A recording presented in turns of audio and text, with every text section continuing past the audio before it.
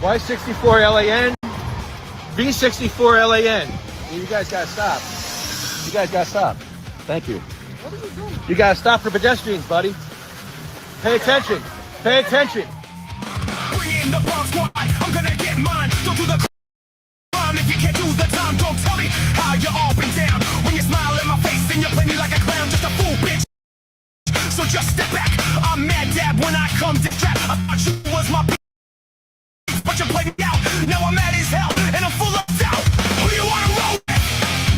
Who you wanna roll with? Lefty.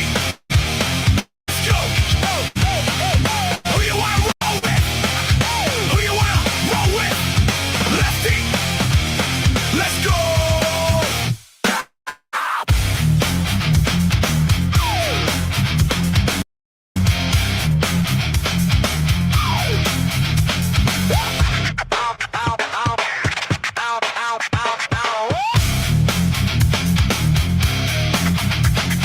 Back on the scene, it's time to get mean. I'm a lean, mean revolution machine. What people say, they stay this way, but today is as good as any day. Y'all feel slightly dissed, let's resist.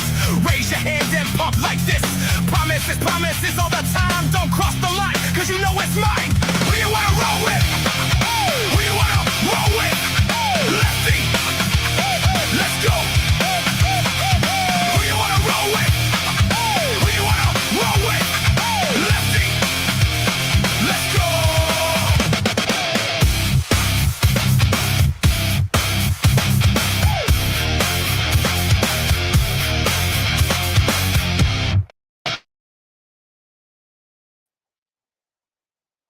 Howdy, y'all. Hi, everyone. Hello. Was that the actual ending of the song? Sounded like he just came off. I think so. I got an echo too, and I sound a little nasally. Can you do anything about that?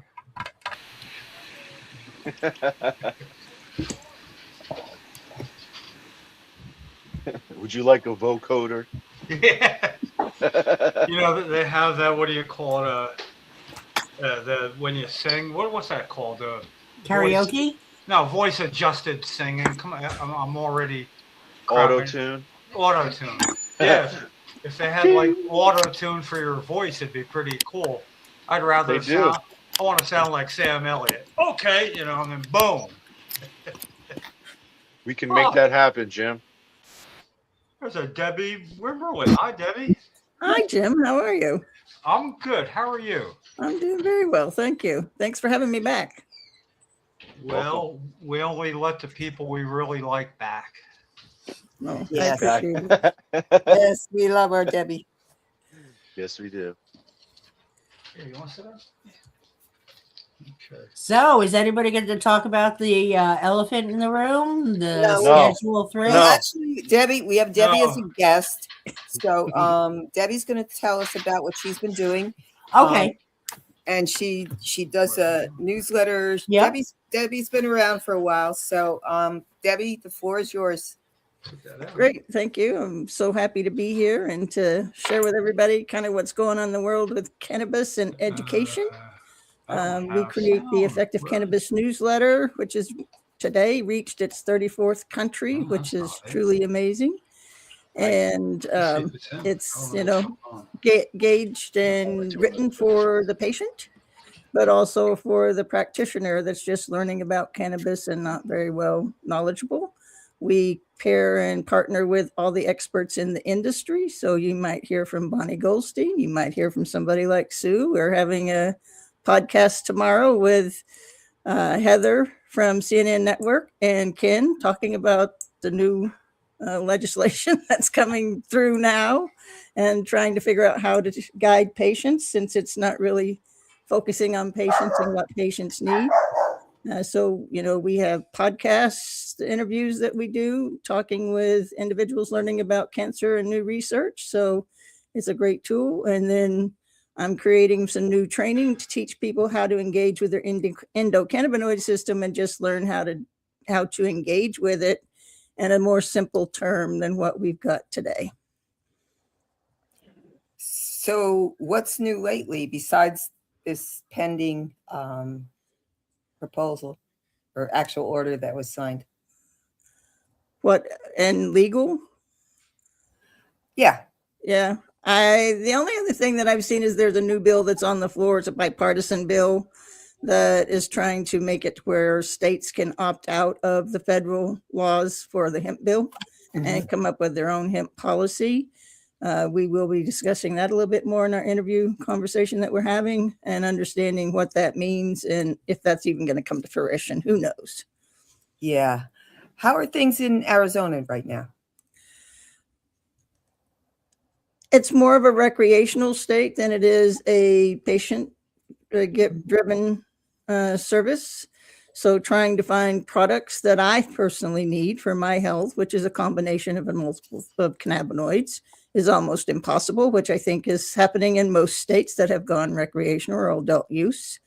And I think it's really important that we keep bringing this to the front. And that's why these conversations have to happen so that we can show that patients that are being left behind and don't have access to the proper cannabinoid therapies and the products that they need, we're not addressing serious health issues that a lot of people live with.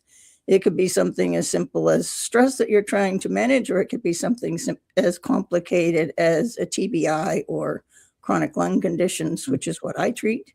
So, it's just understanding that we don't want to leave anyone behind or out. So, Debbie, I don't think I ever asked you this before, but, I know your medical history, and I think you know a little bit of mine also. But when you started using cannabis for your own treatment, what kind of guidance did you have, if any, or did you do it yourself? Well, this is really interesting. I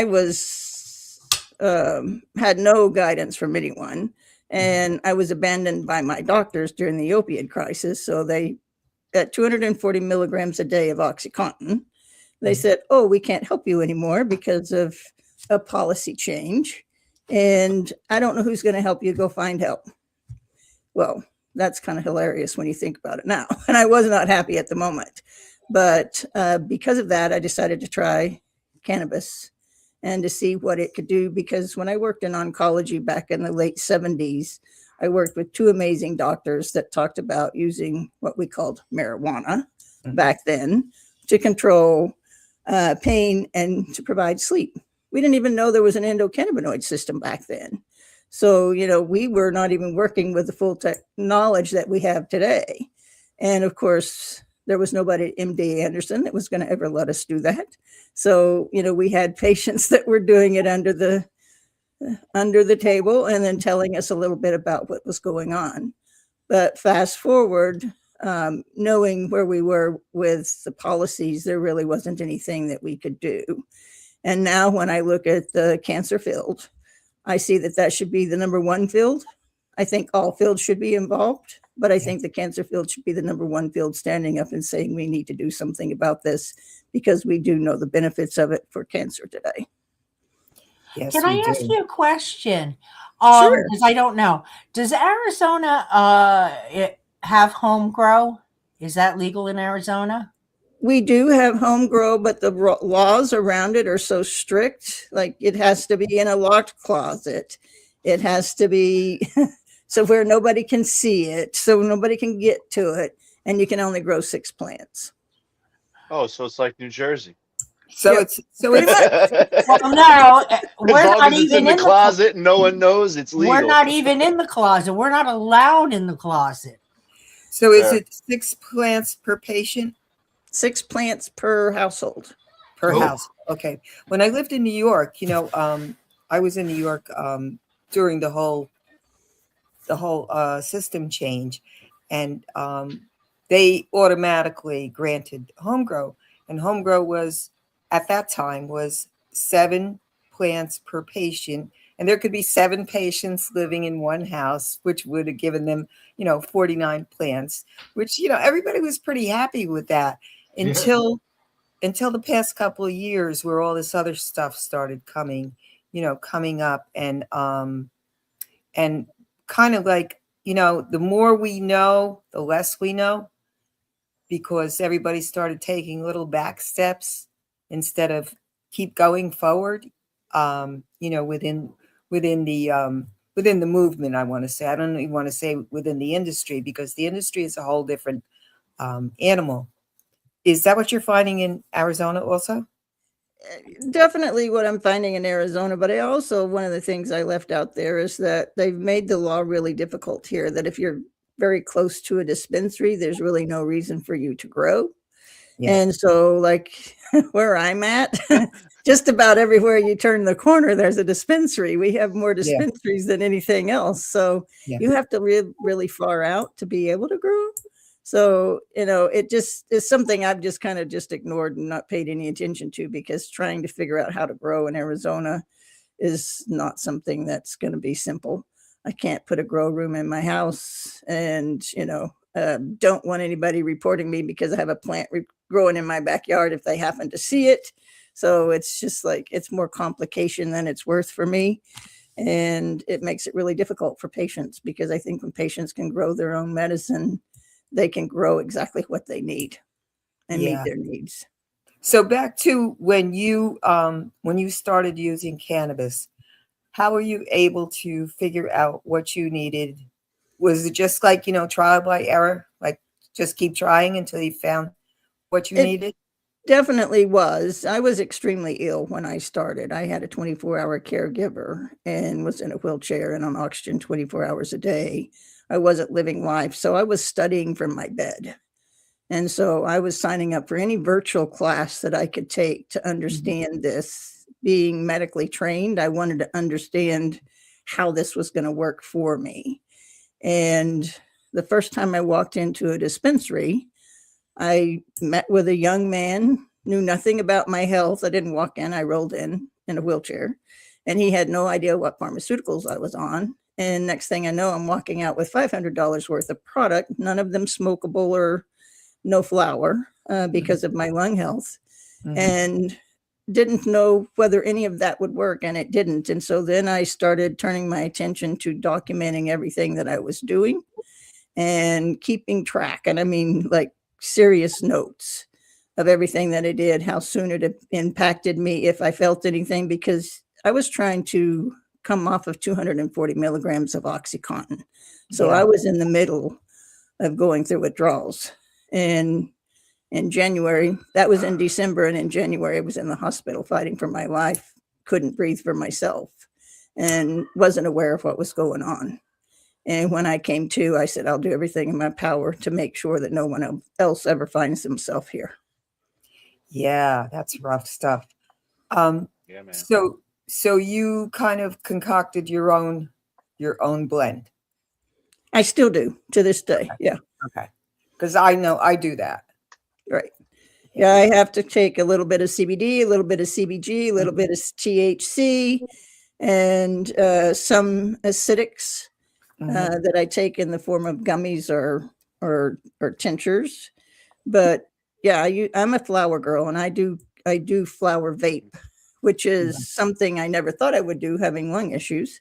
But once you find a good flower vape and understand how a flower vape works, that's exactly what my lungs needed.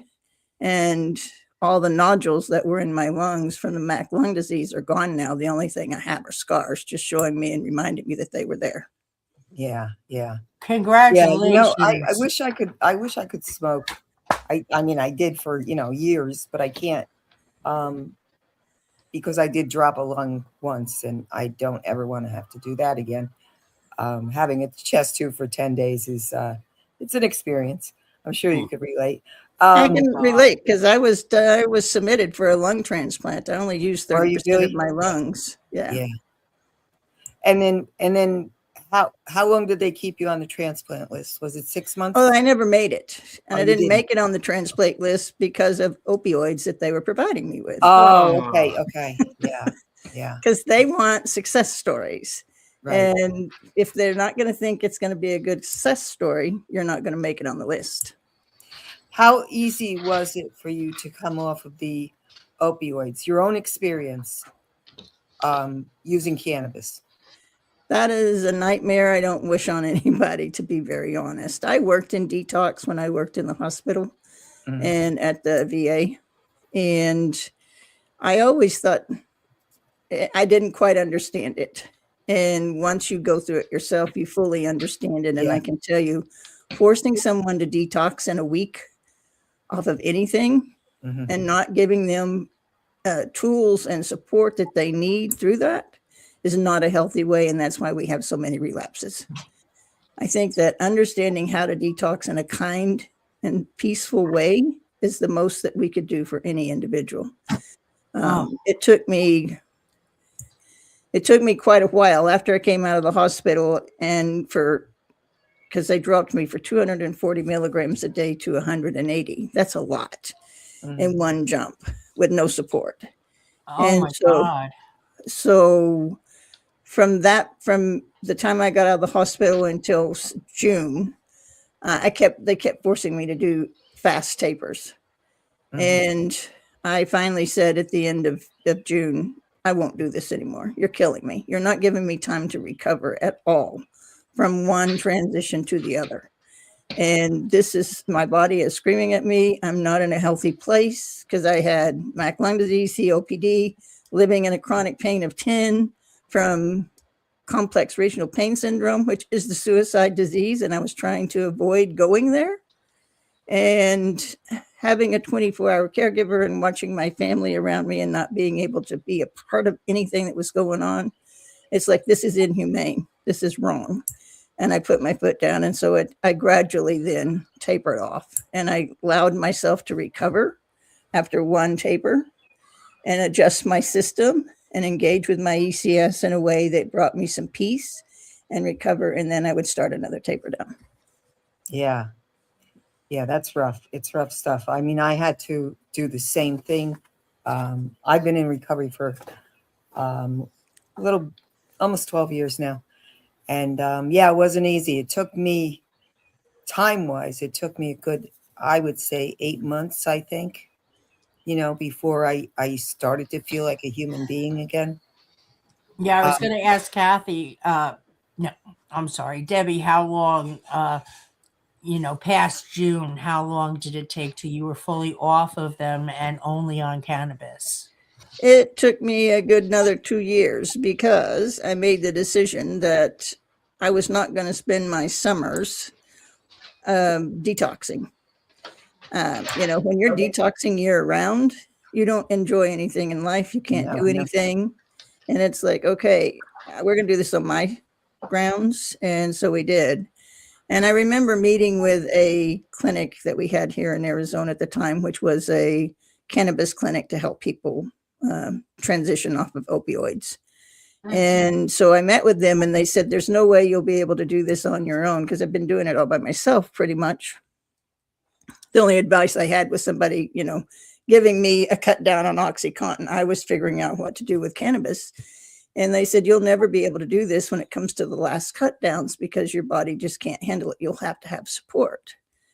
And so give us $500, but we want to learn everything that you've learned. And I'm like, yeah, no, that's not going to happen. And I have to say, the last cut down wasn't as hard as I thought it would be. None of them are easy, but the last cut down showed me what my body had been through and where I had come. So I was able to begin to see the improvements that I was making within my health by eliminating 25 prescriptions with one natural plant. Yeah. Wow. So you kept notes through the whole thing? I'm sorry. yeah, Jim. No, go. No, you kept copious notes all through that? Did you? Yes, I did. So, I guess the next question would be obvious. Are you ever going to chronicle that so it can be read from beginning to end? Because it's a pretty freaking valuable story you're telling. I do. I have chronicled some of it. If I've written a couple of articles about it. My first article I wrote about is what I've learned in 7 years of studying cannabis and chronic pain. And then the second one I wrote was around my lung health and how I have eliminated 25 pharmaceuticals and what cannabinoids I used, terpenes I used. It's a wealth of information for sure. Yeah, I don't have any reference point for addiction of that sort, although I hear a lot of stories, but yours is like about as extreme. And in all the stories I hear, that's right up there. And from being advised without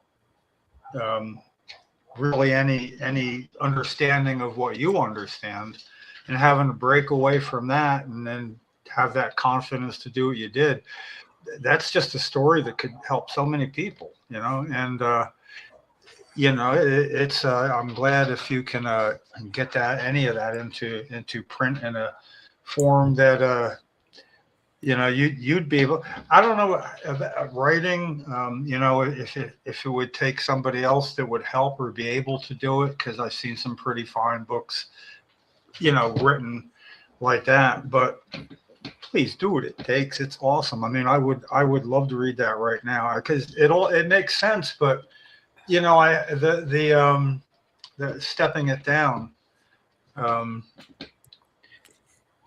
It's really, it's really learning your system and being engaged with it and learning to sit with your body and listen to what it's telling you. And the recovery time in between. See, I never thought in terms like that when I'm hearing other people go through what they talk about, but there's never really any focal point about that. And for you to be under clinical care where they don't do that, that borders on frightening. And it explains the relapses, like you said. And the other thing too, going from 24-hour care to having to be,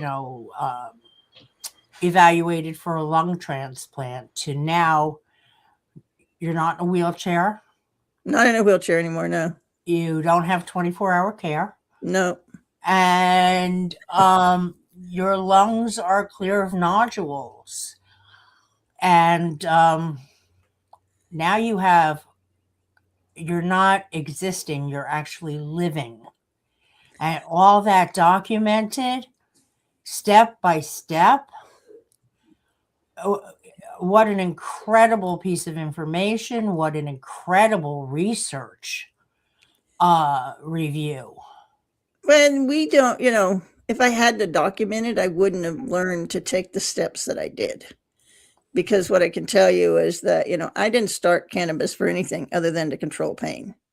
And when you've lived in a pain level of 10 for over 2 decades, when you start seeing something to relieve that, that's like a joy I can't even begin to explain. When you go from a 10 to a 7, from a 7 to a 3, to a 3 to 0, and you're not on any pharmaceutical, you're using a natural plant, that's an internal joy that becomes unexplainable. Yeah. But on top of that, in the middle of that, I started realizing I was not taking my breathing meds. I was forgetting to take them. And that's where those 25 pharmaceuticals came in that were lining my countertop. And that was the only thing that was keeping me alive and out of the hospital, or in the hospital most of the times, because I was in and out of the hospital all the time with exacerbations. And so when I started finally forgetting to take my medicine, I started beating myself up. And I would get mad at myself. It's like, I can't do this. This is not good for me. I'm told I'm supposed to take this medicine. That's the medical part of me being trained and to follow the system. And so then one day I just stopped in my tracks and I said, okay, I've done this for over 2 months now. My body's telling me something. I need to listen to it. And so I started gradually cutting them off one by one and found that I could eliminate all of them but one, which is like incredible. And it is incredible. And I'm still not healthy. I would love to say that I'm healthy. I still only use 30% of my lungs, but I'll take this life I have right here, right now, over anything I lived for 3 decades. And 100%. I'm so thankful that I didn't have a lung transplant because I know what that was like. The whole process of getting approved and all the things that you'd have to go through and all the pharmaceuticals you'd have to live on for the rest of your life. I'm so thankful that I was denied. So I sit here today thankful for every piece of this journey. If my doctors hadn't abandoned me, I would not know this. I would still not even be there. In that same trap that I was in of handing the keys of my health over to someone else. It's time we change this conversation. Yeah, I've heard. Oh, I'm sorry. Go ahead. I just said, I know we've all heard a lot of stories about addiction. I mean, Lefty's got quite the story of going through it, although more abruptly and kind of plowing straight through it. But having the ability to do that without doing damage and getting where he did. But everybody else, I've never heard anybody say, I got notes, copious notes from beginning to end. I've never heard anybody say, you want to see my notes, or let me refer to my notes. When was it? I don't know. How long? It was about 3 months. No, I mean, you have, it went from October, you have it. And that's what makes it, to some people who just want to not believe it can happen. Because if you grow up on, with the just say no to drugs and you be a good person and do all that, this won't make sense. Because it almost seems impossible. But you got notes, and that's amazing. But that's you're being a professional, a clinician, nurse. I don't know what would be the right way to say it, but that you might be more predisposed to that than other people, because that would help you when you were helping somebody if they have notes. So I don't know, but that's exciting. I think also, when you are in that space and you have been so ill for so long, it's not like I just got ill for a few months. I had been ill for so long and couldn't be participating in much of my life for so long. And so when I got to the place that I'm going to take charge of my health myself, it's like, what do I need to do that? What are the tools that I need to make that happen? It wasn't like I just said, I'm going to get off opioids and then I'll just continue to do what the doctor said. I made a decision the day they left me standing on the curb that I'm going to beat this, and I am not going to let you rule how this goes. And so, it's making a decision for myself, because I've given them almost 3 decades to do this, and they couldn't do it. And I took what was the impossible and made it possible. And the only way you can do that is by documenting what you're doing, because if anybody uses cannabis or if they're sick, they know this. The first time you use cannabis, you use it and you don't realize when it does something for you. You might realize it at some point, but like the first time I realized my pain wasn't as intense as it was before I took cannabis. It's like, when did that happen? When did that kick in? I realize I'm not in as much pain, but when did that happen? And so that's when all that note taking started coming in. It's like, I want to know when that happened so that I know the next time what I need to do, because the beauty of cannabis and using it as medicine is you get to decide when you want to use it.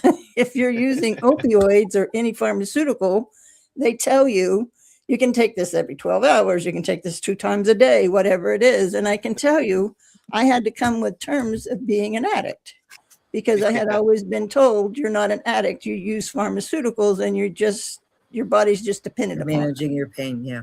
And you don't really notice. It sounded like you were saying something that knocked me out first time I felt it. I mean, in a good way. I mean, knocked me out. But that I could never catch the pain leaving. If I'd have a shot, the pain relief would come. Even if I had to take ibuprofen for a headache, I'm aware of the pain going away. But when I smoke cannabis, especially when it was pretty serious pain, it'd almost be gone, and I didn't feel it going away. It's like a magic trick. It is. It really is. I mean, you I'm should the same feel way. it going away. I mean, in other words, if somebody had my arm twisted and it's about to break and they let go, I'm going to feel it going away. But I couldn't catch it. It was like a little kid trying to catch Santa Claus, and I never could, I totally agree, because I can remember sitting in my chase and, sitting down, being in a pain of 10, and let's say it could have been more than 10. I can only use the number of 10, and thinking, I just can't get through this day. And then at some point in that evening, I was like, oh crap. Yeah, and you're 10. I feel really good. Or I don't feel as much pain. Well, That happens all the time to me. But the 10 you have isn't everybody's 10. Right. I mean, you have a 10 that on my scale might be 25 or something. You know, and any time in the hospital, somebody, what's your pain level today? Well, I know what I got to say if I want to have an opiate, and I'll say that, you know, because I was in a lot of pain from an accident. But not like what you're talking about. That's why it kind of freaks me out a little bit. But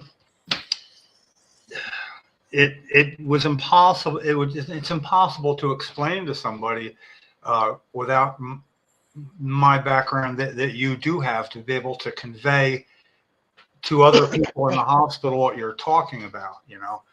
And I never found I was able to do that. I mean, or in any setting, you know, the best I ever got was to say that I thought Zofran was the second best antiemetic, and I appreciate them giving that to me, which of course begs the question. And then I tell them, and I kid you not, I don't know, think you were there or not, because somebody else was there. But there was a doctor, my doctor, and he had like 3 little ducklings, or okay, 3. What are they, interns? They follow him around and Yeah. take notes and stuff, and almost get ready for questions. Yeah, it was. I would get sick from the opiates, I think it was, and it would come on fast. Yeah. And just talking about it, for the first time in my life, I vomited without any audibles. I can't vomit quietly. I don't know. I just can't. It's almost impossible. Maybe it's the pain and I'm a wuss. I don't know. But that one was like when he said, so how does the Zofran working for you?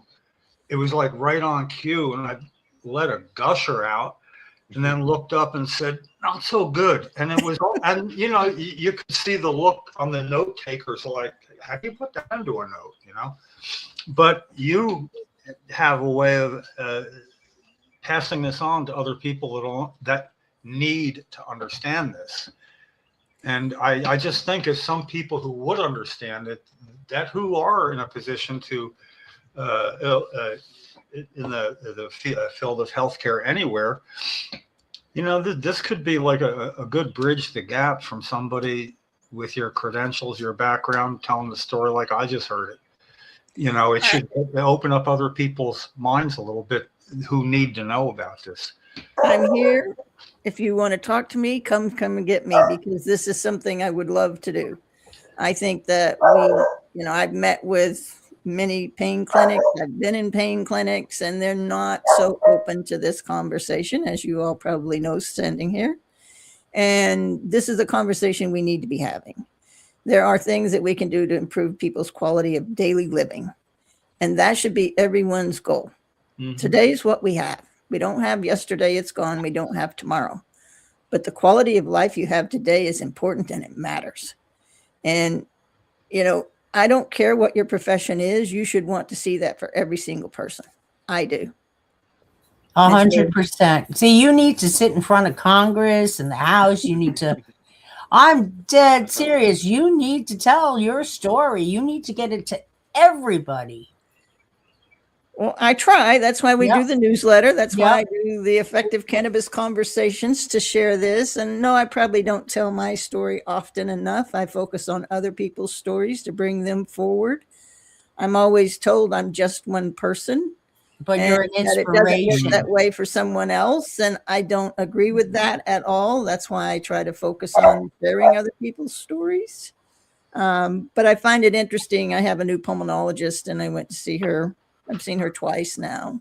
And knowing my lung history and everything that I've been through, you would think they would be interested in knowing what I use. I don't openly tell them that I use cannabis, because that becomes a whole big battle, and especially when we're talking about lungs. And so this time I decided to leave that piece of the conversation out. And so she looks at me and she says, I just think it's pretty amazing that you're not on all these pharmaceuticals that most people are on. And I said, I've worked really hard to get where I am. I've worked really hard to do this. You would think she would ask me, well, what did you do? Nope. She didn't answer. Never asked that question. And I'm waiting for that, because then I'm going to explain what I've done. And I'm going to hand them an article or the Effective Cannabis newsletter and say, read this on lung health. Because we have a whole issue that's just devoted to lung health and the benefits of cannabinoid therapies. And never asked. I mean, I can't wrap my head around that. Me either. I I just, walk out every time thinking, why didn't you ask? You know, Yeah. you I know would have me. said, what are you doing? What did you and do? the Right? exact opposite of that happened, and it's what turned me into an advocate was in the short story is having a wife with MS and finding out in 1990, late 1990, that this worked in a salad dressing for her. And then being at a rehab where it made the difference in her staying, or she would have got kicked out without telling anybody. And when they asked me what you weren't asked, what did you do? Or what, you know, and I had to say, I don't know, you know, must have been you guys. Thanks. And that freaking killed me. You know? I mean, that turned me around. But then I'm hearing it like in a different form. Now, when you can ask that question, when it's really not the big scary thing it was even 30 years ago.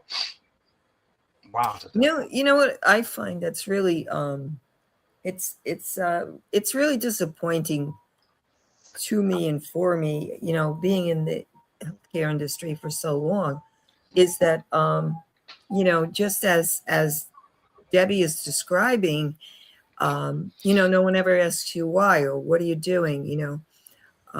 I was diagnosed with hepatitis C, and I've told you guys this a million times already, but that over 30 years ago, and I haven't taken any medication for it, and I'm still standing, and I'm fine.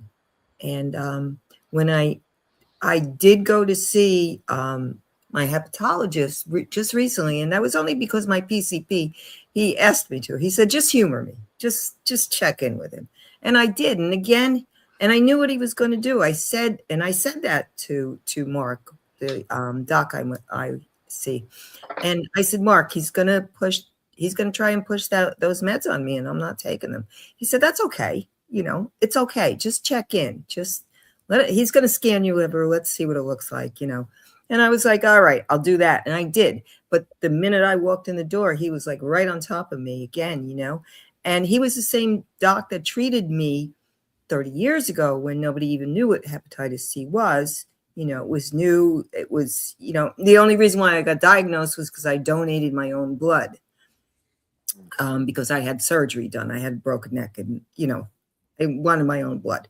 You know, it was the post-AIDS generation of health. He never once asked me either. Just him. Just that one hepatologist never asked me, what are you doing? You know, and he's a young guy. It's not like, you know, he's like an old timer and doesn't believe in it or anything like that. And it just, I don't know, it just amazes me that question doesn't get asked, but it doesn't. It doesn't. And I don't know if it's because they just like, okay, I don't have to do anything about it. Put that on the paper. It's taken care of. Or if they don't want to know the answer. That's what I want to know. Is it because you're just moving on that you don't have to deal with something? Or is it you don't want to know the answer? Or is it they suspect the answer and don't want to leave? I mean, somewhere there's got to be, maybe not with that and a lung issue, but there's, you know, pain issues and so on. It's the same thing. Yet they should be quicker to want to know. And when they don't, you know, I mean, I would throw into the mix because I'm always looking for cause and effect of things like that. And maybe it's, you know, almost an instinct that I just don't really want to go down that road, because what if the answer has something to do with cannabis, because you hear about it and then you ask somebody, you know, so maybe they don't want to ask like a lawyer making a mistake by saying anything and it turns the other, you know, I don't know, because it makes no sense to me. I can't come up with anything better than that. I don't know.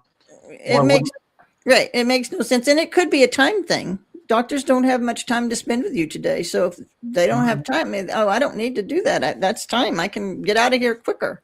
You know, I don't know what the answer is, but I think it's the conversation we need to be having. That's only if they're hospital employees. If they are employed by the hospital, their time is limited. So that's why you see that happen. Now, my husband's a surgeon, and I think you know that already. Right. He does, and he has refused throughout the years to go on. He's on staff. He has privileges. You know, he brings his patients to two big medical centers around here, but he will not go on staff. And I mean, he's close to retirement now, and I've said to him, so what are you going to do? Because you can't hang out all day and bother me. Yeah, I got things to do. But and I've said to him, go teach in the medical school. This stuff. You've been listening to me for years. He had to take the course in the beginning and blah, blah, blah, and even just now, I was just explaining to him, this is what this topic of conversation that we're all going to be having really means. And the only benefit I see here, and I'm just going to say it now and then we can move on, is that I'll tell you who's going to benefit. It's the lawyers and the accountants. Mm-hmm. They're going to have a federally sponsored pension plan from all of this because of that 280E, tax thing. Right on the nose, right on the money. So that's it, and that's this welcome to capitalism, right? I guess. I don't know. Well, and we have a bigger issue that we haven't touched on here is about the patient that is using, or the individual, I don't care who you are, if you're using cannabis to deal with your stress, or you're dealing with anxiety, or you're dealing with a serious health issue. It's important. And so if you go into the hospital, that leaves. There is no acceptance in our hospitals today for the most part. And that has to change. Yeah, because and that's why we need to push Ryan's law for that. Yes, absolutely. Because when I had to go into the hospital for a kidney stone, and immediately, because I have lung issues and they see my record, they want to start putting me back on all those pharmaceuticals, like Sue said. And I was like, no, I'm not taking this. But I could not get access to my medicine while I was in the hospital. Mm-hmm. So it was a very difficult time for me. And I got into a number of fights with my hospitalist because I wanted someone to just listen to me. And there was no one that wanted to listen to me about my medicine, my body, my health, what I had accomplished. So we have to do something. And as this stuff starts to move forward, we continue to need to have these conversations and not leave the patient behind. And I think we need to be aggressive in having these conversations. I tell every one of my doctors, and I have quite a few, they all know that I medicate with cannabis. I make no bones about it. And, they look at my medical records and they see, I've had doctors come in numerous times and look at my chart and look over at me and look over at my chart and think I was the driver, for all the medical conditions I have. I don't take pain medication, and I never have. Because we have addiction in my family and I did not want to go there. So, cannabis is, and I have zero pain now because of it and can walk with a broken back, and Sue, she had a broken neck. Like, these are serious conditions and that we can live with. I just wanted to share this with everybody. I just wanted to share this with everybody. This is just a little sidebar here. Americans for Safe Access, they're doing these monthly federal policy briefings, not monthly, I mean weekly, until this June 29th date comes up for, what's going to happen with Schedule 3. So if you go on AESA, you can sign up for they're free. It's free. And it's just a general overview for professionals who need to understand the timelines, risks, and where engagement actually matters. So I signed myself up for May 21st, and just to see what's being said and what's being talked about. And I like Americans for Safe Access. I think they're a pretty good organization. But anyway, that's all. I think they're having a call tonight at 8 p.m. They are. Yeah, there is one tonight. 8 p.m. Yeah. I think that they do. Yeah, that's why I jumped myself on the next one. Yeah, trying to get those out. I think that's important. The thing is we need to be working together as a collaborative, all of us. Yeah. I find the reason I started the newsletter is because so many people are doing their thing over here and somebody else is doing their thing over here.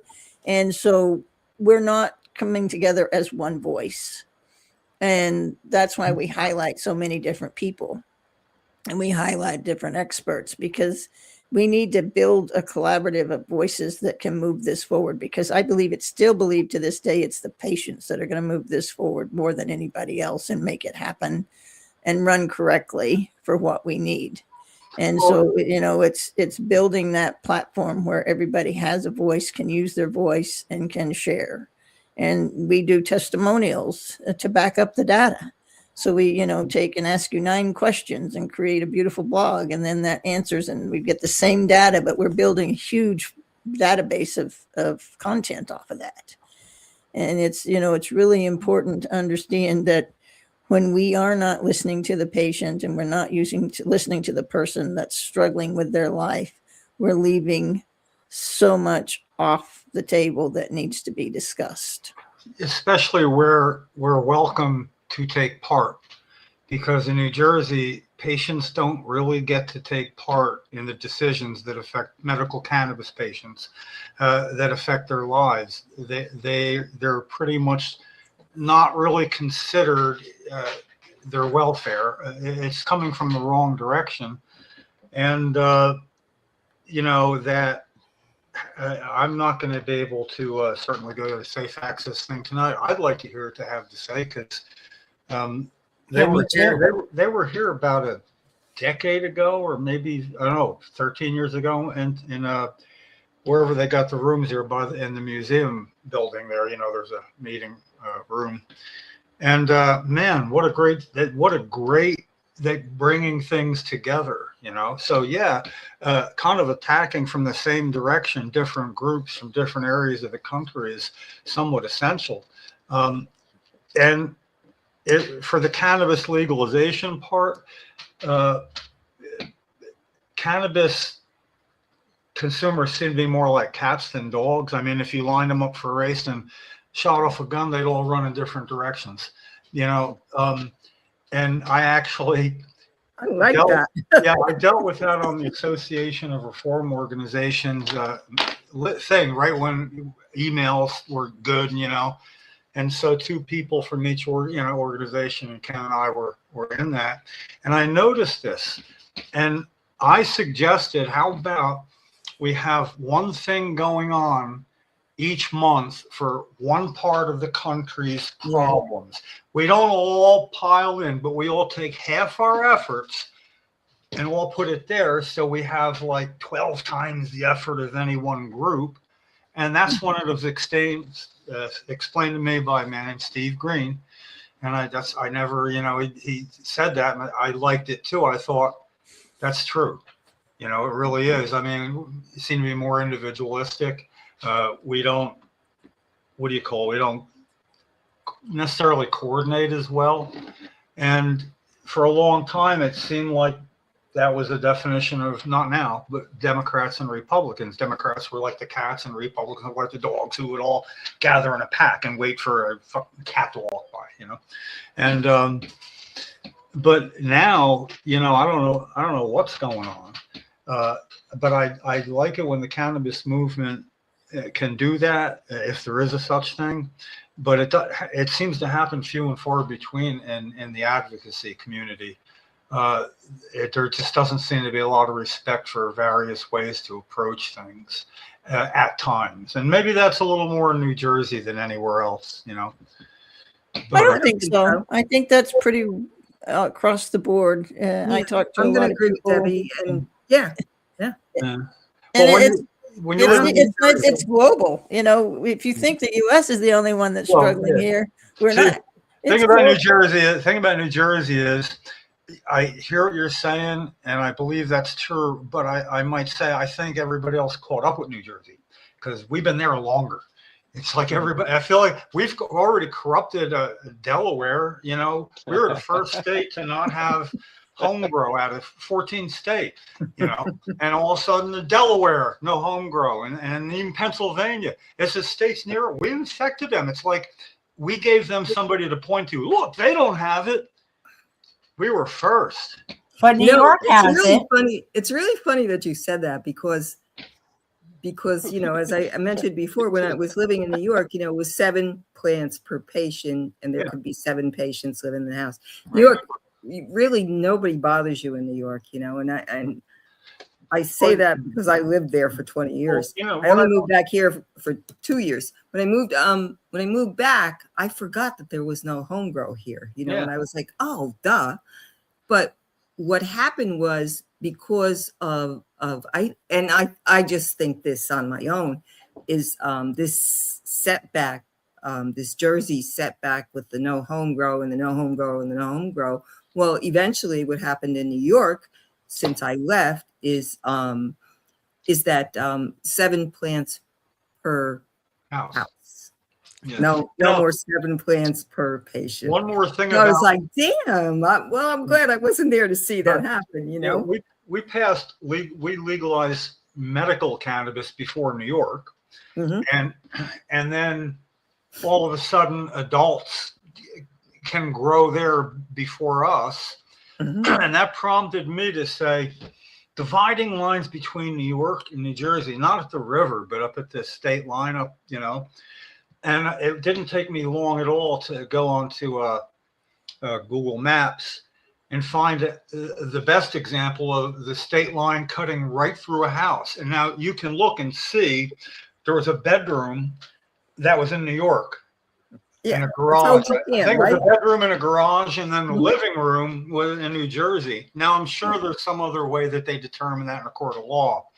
But to me, that'd be across the state line. So what if you were outside the house, behind your house? And, you know, I mean, you did a gym. and we got our past forward. You know, we were the novelty in the Northeast when it happened a little bit. And so,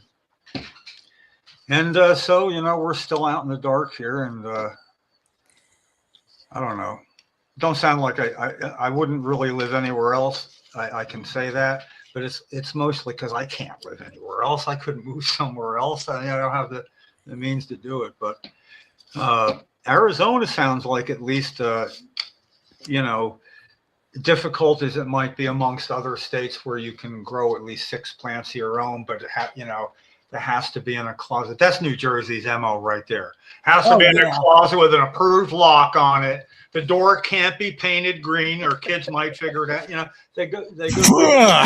Yeah, That's totally how it's gonna go. You know that. Yeah. Scutari visited out there. That's why. I mean, and I don't want to. I almost don't want to digress too far into the fun part of bashing New Jersey from what I heard tonight, though. I mean, it's I'm feeling a little more, you know, the bomb's kicking, and I take out a little edible fingerful. It's just when it kicks in pretty good.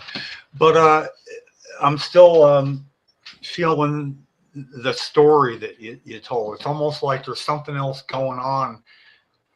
Damn it, I can't quite release myself into the joviality that follows a good meeting. Damn it.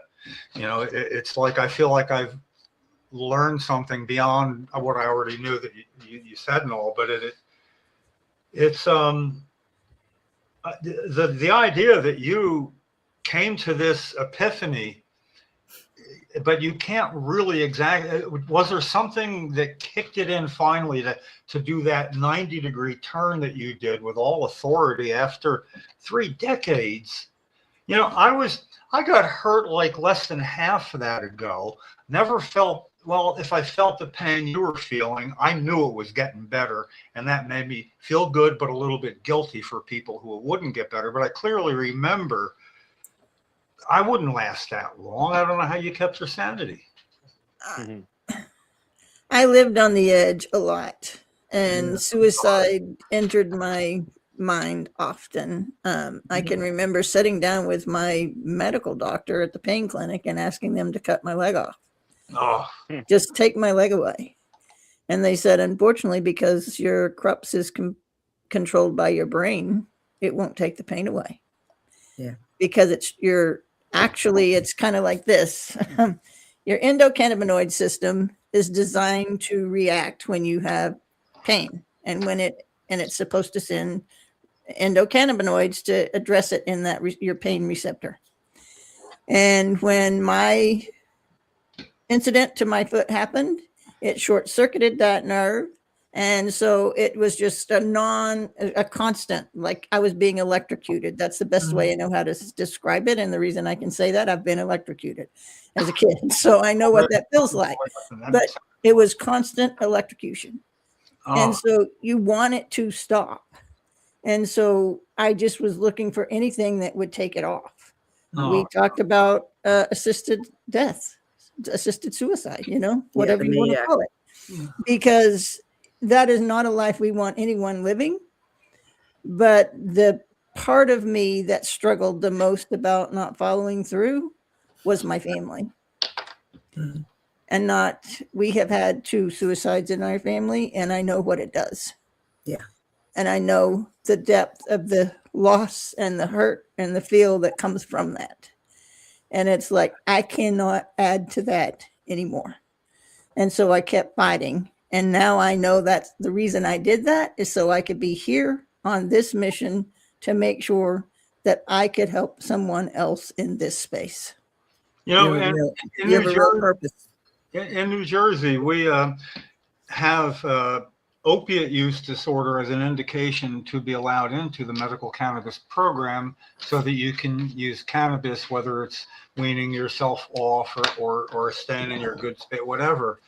But we have a statewide program, Reach New Jersey, and a hotline and all that. And if you call the hotline, no matter how, they don't tell you that you can enter the medical cannabis program in New Jersey. So Reach New Jersey doesn't have that in their outreach. In the state that really allowed everything in drips and drabs, making sure they controlled every little indication coming in, they did put that in there. And I thought, this is awesome. And I'm really angry about that. Is it because they're federally funded? Because that would Reach talks bad about cannabis. They say it's addictive, and all this other all the Kevin Sabet stuff is on Reach. Yeah, so are they federally funded? I don't think so. They're state funded. Yeah, the thing is, I was actually gonna call and see if I know I could have made that call, but I can't be duplicitous about this even. I mean, I couldn't do it. And I can do about anything.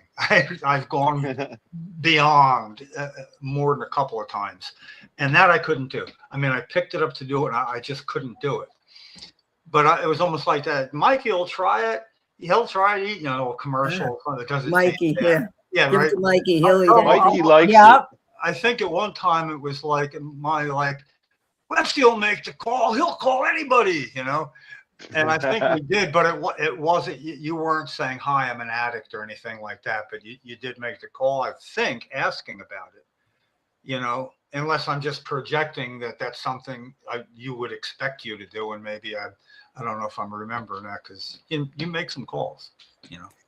I think for every methadone clinic there should be a cannabis clinic right next to it. Yeah, and the unfortunately, the methadone clinics have kind of gone away because of pain management.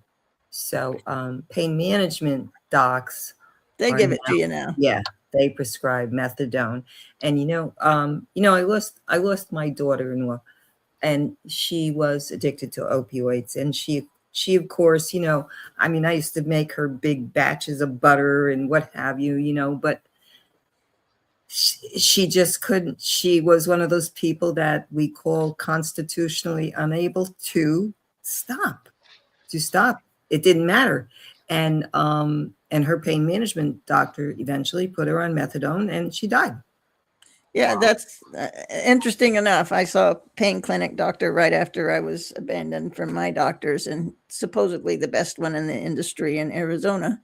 And I rolled into his office in a wheelchair on oxygen. He had no idea what my health was.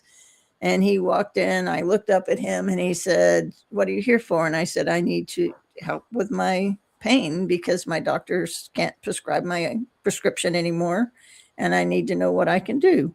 And he said, you'll go into a detox today. You'll be detoxed off of all of your Oxycontin. In a week, I'll put you on methadone and we'll put a spinal cord stimulator in your back. I looked up at him and I said, that's not happening. Yeah. Not happening. We're trading one drug for another. That's not good. And I've already been down the spinal cord stimulator route. And there's absolutely no way you're putting a piece of device in my back and having more control over me. I need control of myself. No way. Yeah, you know what they do in Jersey when they arrest somebody for under the influence of heroin or whatever, they don't arrest them. They take them to one of the county hospitals and they put them on Suboxone. So yeah. You know, also, if you get arrested and you're already on methadone, your methadone doesn't follow you into Ocean County Jail. I think it was, or maybe it was whatever county Atlantic City's in, it could have been. But a friend of mine who was just religious about getting his methadone treatment in Toms River and then driving almost an hour to where he worked, and he'd be there to open and be at work on time, and he just everything. And he got arrested on I don't know if it was an auto or something. I mean, it was something, you know, just a stop and we're taking you away. But he couldn't have his. So anyway, he was in jail almost 3 weeks from being on methadone for a few years. And then no methadone and nothing. And he really went through hell just doing that. So when he got back, I don't know if it's to get back on methadone, or I don't know if he had to have a dirty. Yeah, he had to have a dirty urine. But whatever happened was, he went and scored as usual, and it killed him because he hadn't. Because his system, yeah. So, and he had a 5-year-old daughter. We worked together every day. Oh, that happens often. We hear that all the time in recovery. You know, people relapse. You know, they relapse after so many years and they die. Mm-hmm. That's why the body just Brian's, do it. Brian's law. You know, there's examples of it working. I'm hoping that speeds it up because then it gets to where it needs to be to people that are in institutional care. And I'm convinced that if I have just a good basic understanding of Ryan's law and the states that it's in. I mean, now that it's in Maryland, it's like right here. So I'm more making sure I'm going to know about that. But what you know about the endocannabinoid system in that, it won't be hard to be the smartest person in any room arguing for institutional care. And I like fooling people into thinking I'm smarter than I am. I'm very good at it, you know, and other people, no, he's not. He's not that smart. But I have good field vision. Maybe are that smart. Yeah, well, maybe it's just, you know, field vision. I see things not differently all the time, but I do. And sometimes it's just too simple. And to back that up, I would say we all know when the shuttle blew off on blast off. That was a 73 seconds up and all that. And they had big meetings to try to find out why. And they had this big round table meeting somewhere. I mean, a big round table, and everybody did their, and there was that one, you know, scientist that was just like kind of out there and saw things differently. And he's the one that had an O-ring, part of an O-ring. And I don't know if at the beginning he started talking and he put it into a glass of ice water, and then he was talking and something, and he brought it out and snapped it. And that was it. I mean, all this other stuff I didn't understand, and he saw it there. Yeah, I feel like I'm a little more like him. You know, sometimes I can actually get to the other side without going through the middle. Wow, that sounds okay. Yeah, I think when you can share your personal experience is when you have the floor, because your knowledge is so important and valuable to someone else that's in exactly the same situation that you might have found yourself in. Yeah. That's what people want to hear. We can do all the book smarts and all that stuff always. I'm the But guy. it's the lived experience that really helps move this forward. And those are the people that are passionate about this plant. The ones who have either lived it or had a family member live it. That's the crowd that needs to come together. Well, it's a family member that I seem to never forget, because I was that family member, a person with a wife, family member, and it was critical. And basically, the order of events was there was 19 things, not just little things that Cheryl tried that didn't work. And you always needed something new. You got to have hope. There's something left, because when there's nothing left, what you were doing with pain, you knew there was something else you could do. But if you feel that pain and it's not going away and there's no hope and there's nothing left, shit happens, you know. So my life changed when I said, you know, Dr. Kevorkian, his biggest patient, most prominent affliction was multiple sclerosis. You know, a lot of people don't know that, but each one, you know, and it's like, holy shit. And then one neighbor in Lakewood made the news. And the picture of her is she's in a hospital bed holding herself up a little bit. And, you know, Cheryl going way beyond that. And when I said, man, I'm glad, I read that to her, I said, I'm glad you wouldn't think of something like that. Without changing her expression, she said, you're assuming or don't presume, I forget which, you know, don't think it, I wouldn't anything. In other words, like, yeah, it had crossed her mind. So that's when I, you know, lost my inhibitions about doing things I would never otherwise do. But it's when people talk about how many patients, say home grow, with here, it's a matter of affordability a lot. And even if a person couldn't grow didn't know how, there's a lot of good people. Growers is some of the best people in the world. It has been my experience. I don't mean if they're in a cutthroat business type of grow, but just the people who love the plant, you know. Mm-hmm. And I'm of the mind that many would be taken care of like that out of the goodness of somebody's heart to stop by. Here, send me a picture. When you have any questions, I'll set you up and whatever. But beyond that, it's the family. What about the family? I mean, if there's kids in the family, dad's the rock. They can't hear dad crying because he didn't get medicine because he had to get food. Oh, now the kids are, and you know. Yeah. Oh, don't get me started. I'm talking to myself there. I'm not talking to you. Don't get me started. No, Jim, you're exactly right about hope. When the doctors and the CDC told me I had at the most 5 years to live, and that I should accept this is the life you have and just be okay with it. And it's going to get worse every day. Where is the hope in that message? And that was part of what turned me around as well. It's like, I can't live with that. I'm not going to live with that. You know, I had to come home and tell my mom that. I was her caregiver. She had Alzheimer's and I was her caregiver at the time, believe it or not. Whoa. And it's like, how am I supposed to come home and tell my mom that? Yeah. You know, that's just not fair. And I didn't go into medicine to give those kind of messages. You know, I went into medicine to help people. And that's, you know, even if that may be what you think is the case, I don't know that that's it. I'm 11 years in now. Yeah. And it's like, you know, learning that I could be in charge for myself and do something about it was the greatest gift I gave myself. Yeah.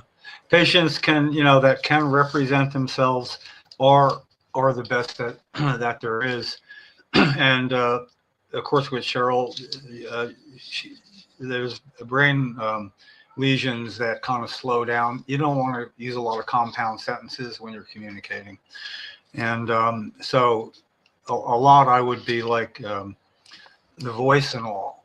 But there was one instance that proved it more than anything was going to speak about this when Montel was going to be there, Drug Policy Alliance, or it might even been the Linda Smith Institute, I forget at the time. That a press conference, and there was Montel and three others, including me, speaking. And you know, he has the story everybody came for. And 2 days before that, I forget what I was looking for. I found a little mini tape that I'd recorded One time when I had to get Cheryl changed and it was going to hurt, I had to roll her on her left side and it was going to hurt and it had to be done. And that would get me in such a, I have to do it, but I don't want to, but it would mess with me, you know? So when I said something in anger to nobody in particular, why am I the one that has to hear you in pain? I'm not the one that needs to hear this. And she said, well, why don't you record it? Because I had a recorder so I wouldn't forget shit, you know, a little mini cassette. It was, you know, and I did. And I guess that was 2 years later, and she had died 9 months before that. And I went and I told the story, and then I concluded with, that I've been told in New Jersey by the Department of Health, it says right in there that is their policy that there's other prescription drugs that work as good or better than marijuana, and in any case that marijuana is said to have a positive effect on. There's already something that exists, and I reiterated that. And then I explained a lightning version about the pain in the recorder as I was reaching into my pocket. And I said, now here, in her own words, I think Cheryl can dispute what that. And I turned it out and pressed the button, and it was, like a wounded animal. You can hear it. And then me saying, quick as I can. Oh, sorry, quick as I can, quick as I can. Oh, man, there was projectile crying from a cameraman at News 12.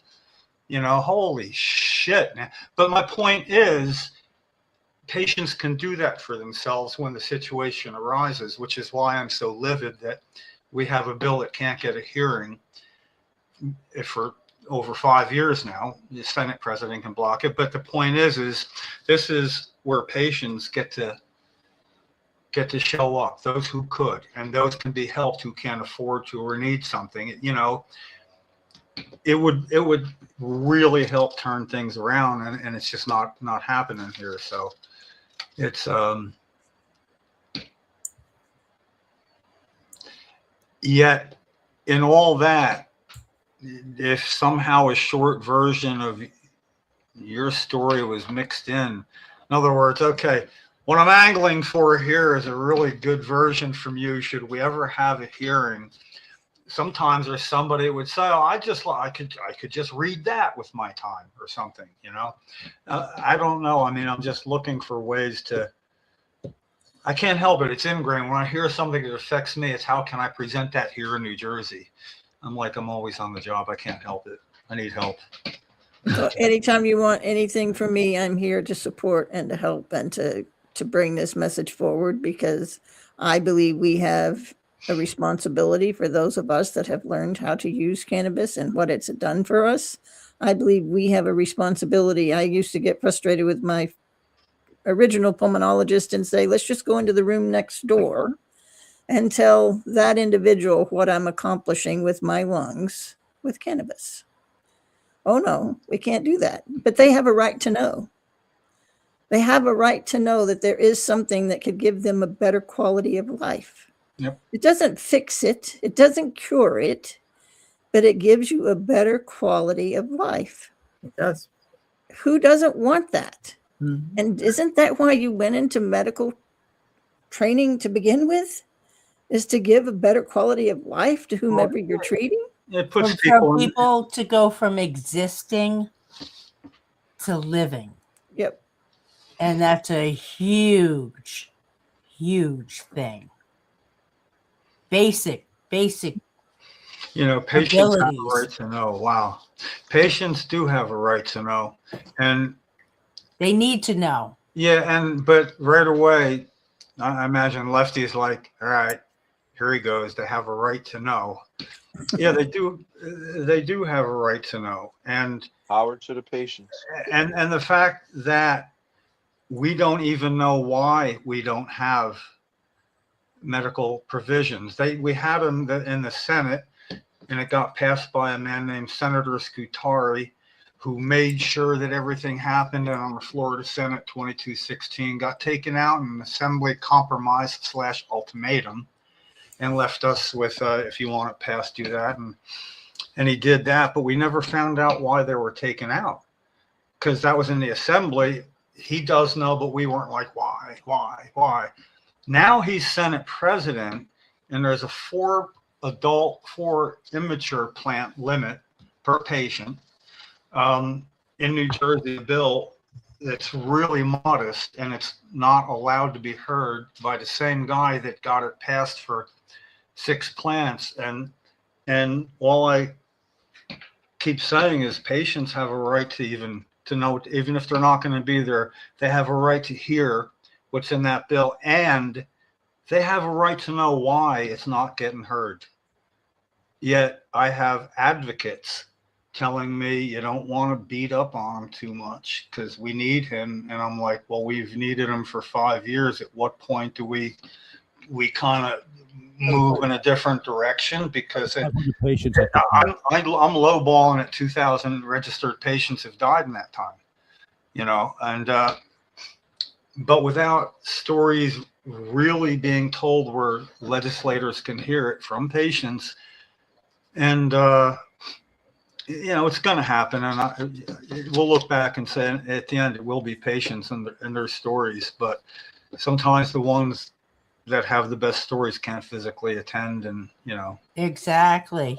So, but if we made a line of everybody who has been helped by this plant, we could probably drop that line around the world for people to go in and tell their story and move on, because there are that many people that have been affected.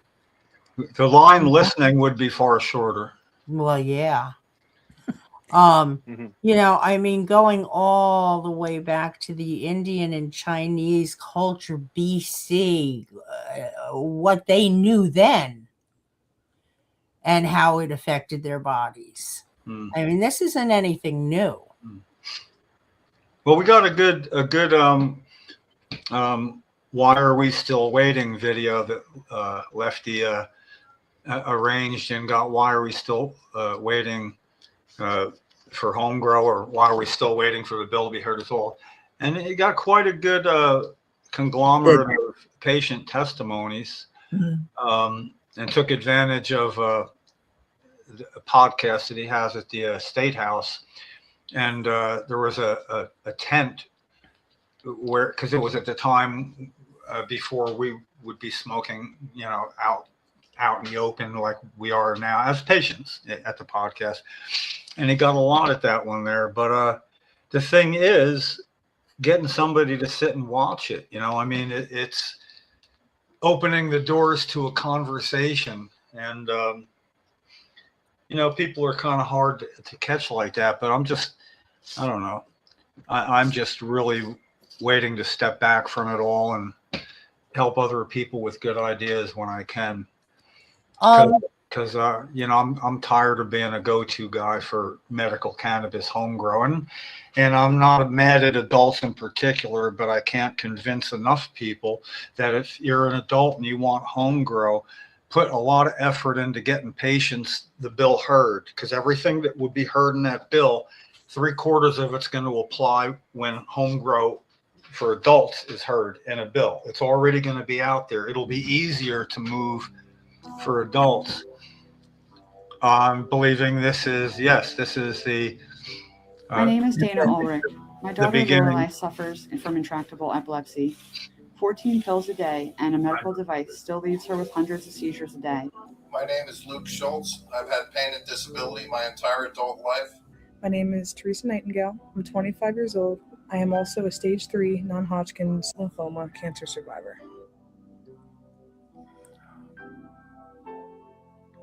It's heartbreaking. Oh, God, yeah. My name is Beth McCormack. I'm an epileptic. I've had part of my brain removed. I've tried all of these different medications. Why can't I try something like this? We live in Pennsylvania, and our son has Dravet syndrome. My name is Tony Alshire. Everything on with me, medical cannabis would help, if not cure. I'm a patient. I'm not a criminal.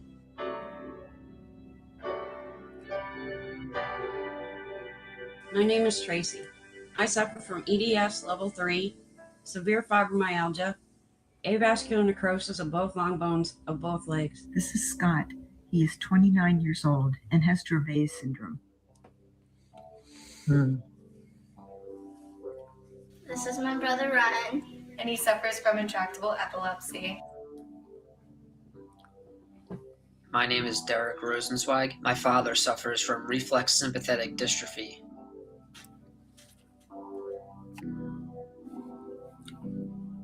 My son, Corporal Dane Friedman, died by suicide.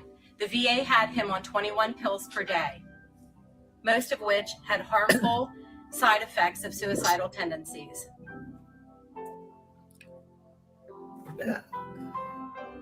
It's been 2 years since we started educating people about medical cannabis in Pennsylvania. We've presented plenty of education opportunities.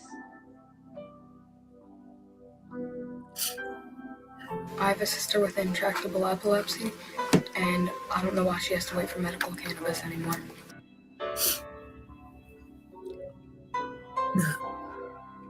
I think my sister shouldn't wait for medical cannabis. It's taken forever and ever. This is I Ryan. love He has it. intractable epilepsy. He's had 2 brain surgeries and failed 13 seizure medications. This is my brother Manuel. He has epilepsy.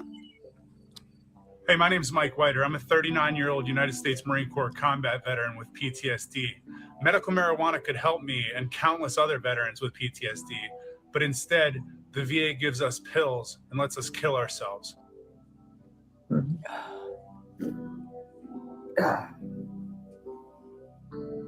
What are we still waiting for? Why is she still waiting? I'm still waiting. I'm still waiting. Why am I still waiting? We're still waiting. Why are we still waiting? Why I'm still waiting. We are still waiting. Why are we still waiting? Why is she still waiting? And he's still waiting. We are still waiting. I'm still waiting.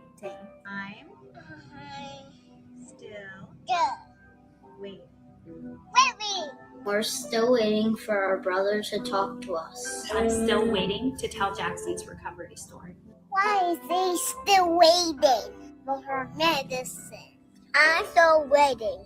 Why are we still waiting?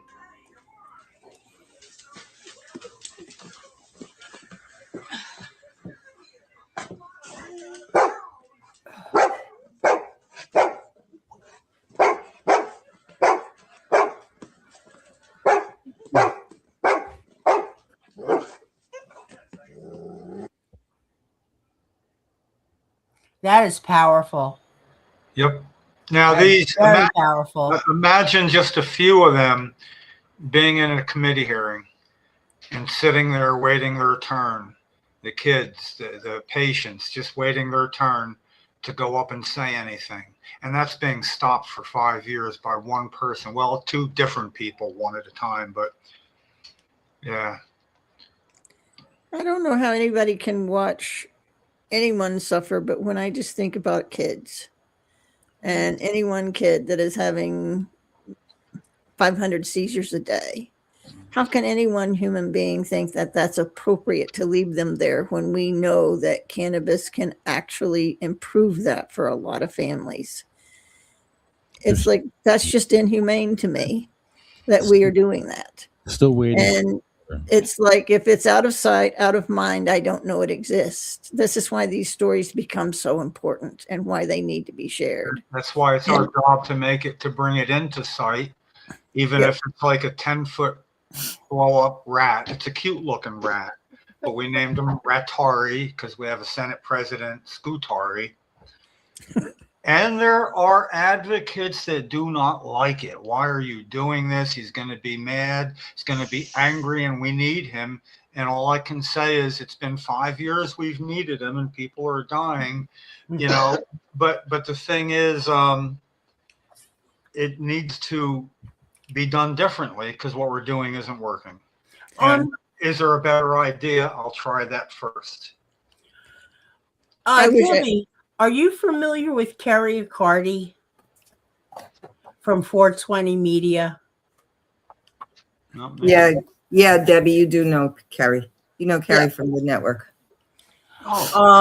She would be somebody that, would be great to connect with, because doing a documentary with the people like we just saw, and I think that would speak volumes. People love that kind of stuff. They're all into the reality TV. I think that might be a way to help. There's a lot of ways to help.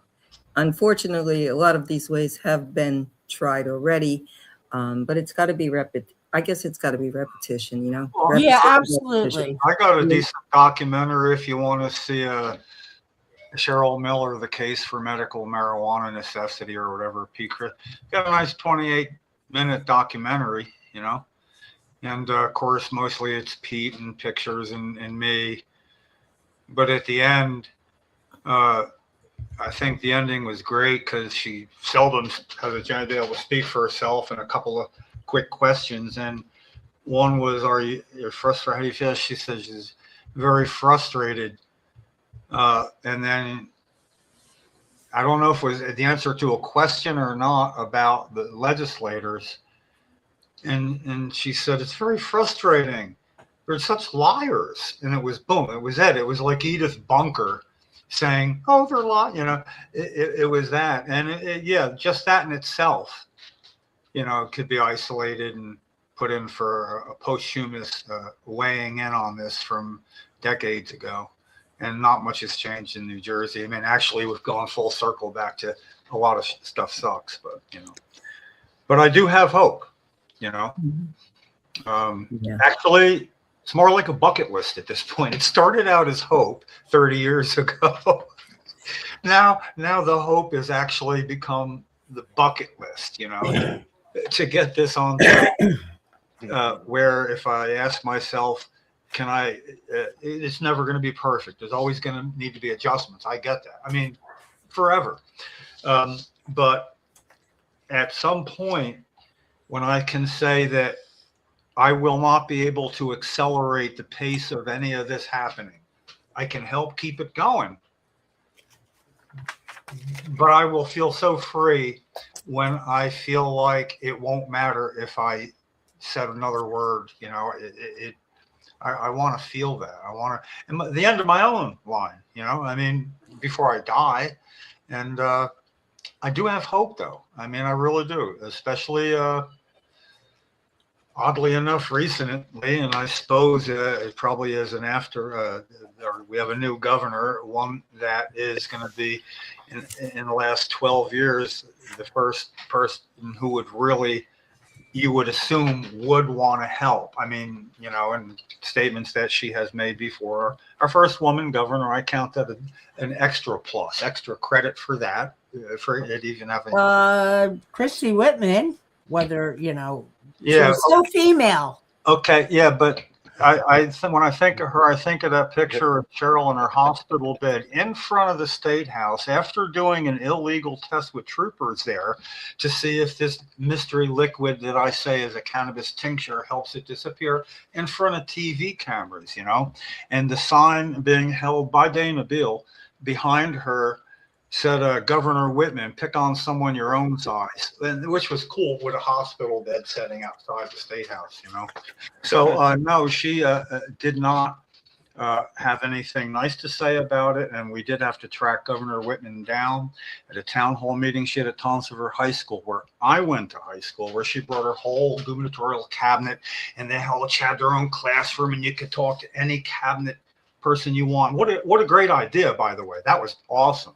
So we went in and to the health department thing there and did our thing, but then got to at the end when she was on the stage in the auditorium, and I was like the second person in one of two microphones in the aisles. I was like camped out. I don't know how I turned around. Somebody else was there. Shit, I'm second.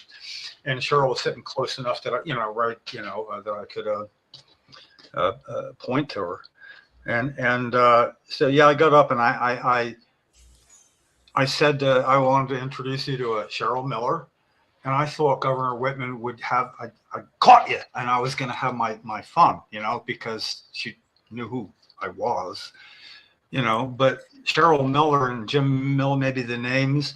And she was, oh, and it wasn't adversarial. So I quick pivoted, field vision, and said, first, we want to thank you for the Pharmaceutical for Aged and Disabled program, PAAD, being solvent enough that with only, I think it was a $2 copay at the time, she could have all her medicines that we otherwise could not afford. And she was starting to feel like, oh, this is good. This is a way to start a town hall here, And then I switched to, and I said, and we're so grateful because one of the medicines that she takes, her best medicine, the absolute one that keeps it together, it costs $2,200 per month. And that medicine is called Marinol, otherwise known as synthetic marijuana. Do you know who Cheryl is now, Governor? Oh, I was awesome because she was like standing on a stool, one foot on the ground, the other one up on a rung. And I had her physically leaning in. And then all she did was she put this pursed lip thing and went like that. And then I walked one side of her and down the other. And one of her people came and said, hey, we got to let somebody else. And I said, yeah, I'll leave when I'm ready, but you know that, right? And I'm, having a good time. And the biggest compliment I ever got was from a reporter afterwards. He said, I've never seen anybody dance right at the edge like you did there. I went right up and I had a good sense of getting my full 3 minutes in, And so anyway, yeah, she was a woman, but not our kind of woman. Not our kind. Also, other people, I think if they could have seen how much not fun it was, but when it could be, because showing up and you're obviously physically having differences than other people are, and to her extent, you could show up anywhere, and the legislators would come right to you, like they walk over if you don't have a sign saying marijuana. So I can't tell, from Bill Bradley doing his beach walk, and it's hey, would you like to talk to the senator? It'd be nice, to go into a rally with John Corzine and Governor Greavy down by a lighthouse, and Cape May, wherever. And we go on down there, same thing. Hey, would you like to talk to the governor? Yeah. So they brought us over under a shade tree in a nice setting and brought over the governor and his wife and his daughter. And we talked. And the thing is, it went real good, but that left me with a picture of the 12-year-old daughter, Mara, it's an Irish name or something. Anyway, the picture, he's on one side, and he's like, we're having a good conversation at that point.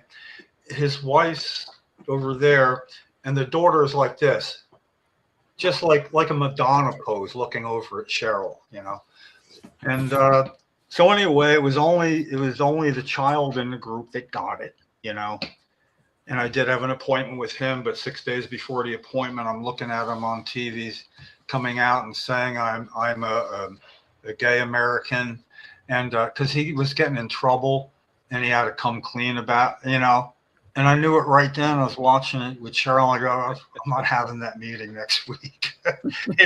it's not happening. But anyway, I'm only saying this to bolster what you already know, that it is the patients.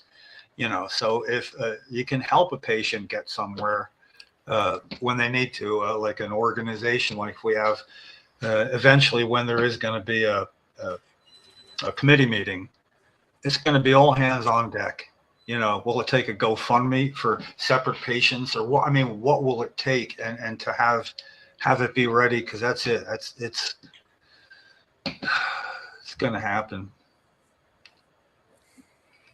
I don't mean to hijack the show like that. I'm still glowing with what I heard about your story, that I know I'm going to be finding a way to say it myself, because it's one of a kind in a way. I've heard a lot of stories. We all have.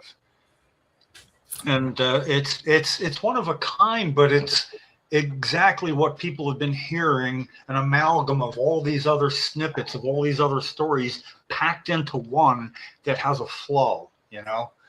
I mean, it's a story.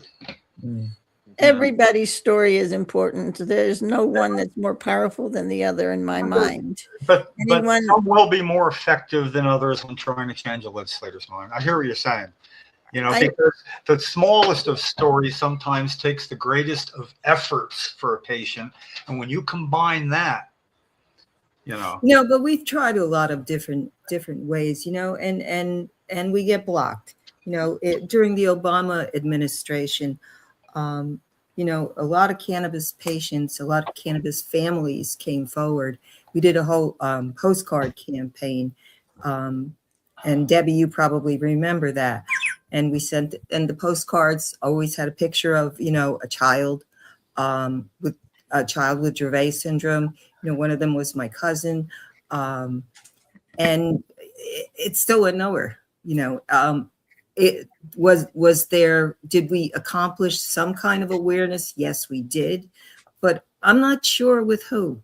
I'm really not sure. I think, you know, it's like anything else. It's like, unless it affects someone personally, they don't get it, you know, until it does. You know, I would think I'll give you my husband, for instance. You know, he's a surgeon. You know what? He's got that mentality, and because of me, he gets affected personally. So that kind of turned him around, you know, somewhat. You know, he wasn't like some of us that, you know, started recreationally smoking weed when we were 10 years old, you know, or what have you, you know. But it's because of me. And that's it, you know, and I've kind of taken, you know, my whole family along with me for the ride. But if it doesn't affect you, you just don't care. And that is the temperament in this country. Yeah. And it's unfortunate. It really is. And it's that way with anything. You know, and I've been a nurse for 45 years, and I've worked in some of the most atrocious, high-profile areas that I saw things and did things that I can't even repeat. Well, you know what you were saying. I can't share that. You know, I can't share that because, yes, it affected me personally, but it affected me in a different way. You know, so I mean, there's just so much to put together. You know, I think Jim, what you proposed to Debbie about doing maybe a documentary, or maybe it was you that said it was. But you know, yeah, it's all good. It's all good. It's the more the merrier. You know that saying. Yeah. And I guess that's what we have to keep doing. You know. Well, you know, I'll say though, I think promoting each other. You really hit it on the head that, you know, we have to do something, but unless it affects them, they're not going to really feel it. Right. That's why I have to spin off to be the bad cop, to offer somebody something unpleasant that we can make go away, like me, you know. So, well, I mean, it's okay. Picketing a congressman's house, being annoying, civil disobedience. Yeah, right. I'll be right back. To do all that, and but that again, it gets pushed back from. Okay, I'm even doing the advocates, the air quotes thing. That's I could do it with middle fingers, probably. I suppose that'd be the quote inside a quote. By the way, you know what I mean? What's the quote again? Well, I missed that because I was watching your hands. Well, that was when I'm calling somebody advocates that push back on don't upset the apple cart that is delivering apples. Yeah, fuck that already. You know what? You know what? I want to know, and I'm going to say the same thing that other people have been saying. Where are the young people? You know, I go to like all these protests. Where's the young people? You know, we were out there. We were out there. You know, I'm old. I don't fucking belong out there. I can get hurt, you know, but we were out there when we were younger, you know, we were the ones that we made it happen. Yeah. Well, you weren't really out there when you were involved at a level high above me. And you know, I mean, I understand that, but it's the same concept, right? No, I showed up for the head counts because it was fun and girls were there. I mean, I knew I was doing good, you know, but you helped organize it and make it work, you know. So like you've already paid your dues many times over. I was, I guess, one of those younger, but I didn't have anything cannabis related like that. This to stand up for.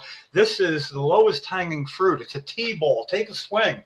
If you never swung a bat before, you might hit it just by showing up, especially if you have a reason, or anybody in your family. And what people need to see is, one, the righteous anger of a family member, two, a family member that can't talk because they'll cry. Yeah. Doesn't matter what the words are. They need to see that. I can give them one. Well, I think that talking about where's the younger crowd, I think that we have to be on college campuses.